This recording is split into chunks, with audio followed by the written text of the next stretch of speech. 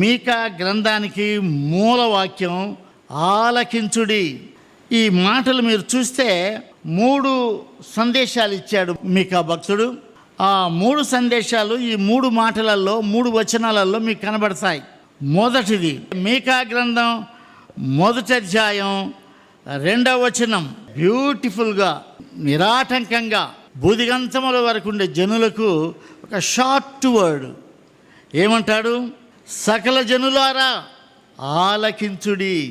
భూమి నీవును నీలో ఉన్న సమస్తమును చెవియొగ్గి వినుడి.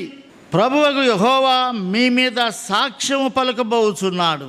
నీ మీద, నా మీద, మనందరి మీద దేవుడైన యెహోవా సాక్ష్యం చెప్పబోతూ ఉన్నాడు. 3వ అధ్యాయం 1వ వచనం.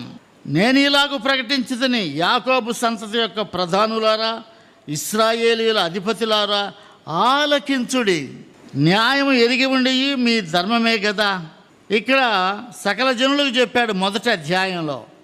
3వ అధ్యాయంలో ఇశ్రాయేలుల ప్రధానులు, అధిపతులు అందరికీ, యాకోబు సంతతి వారికి, న్యాయం జరిగించే వారికి, ధర్మం ఎరిగిన వారికి ఈ మాట అంటాడు. 6వ అధ్యాయం 1వ వచనం. యెహోవా సెలవిచ్చు మాట ఆలకించుడి. నీవు వచ్చి పర్వతములను సాక్ష్యం పెట్టి వ్యాజ్యమాడుము, కొండలకు నీ స్వరము వినబడనిమ్ము.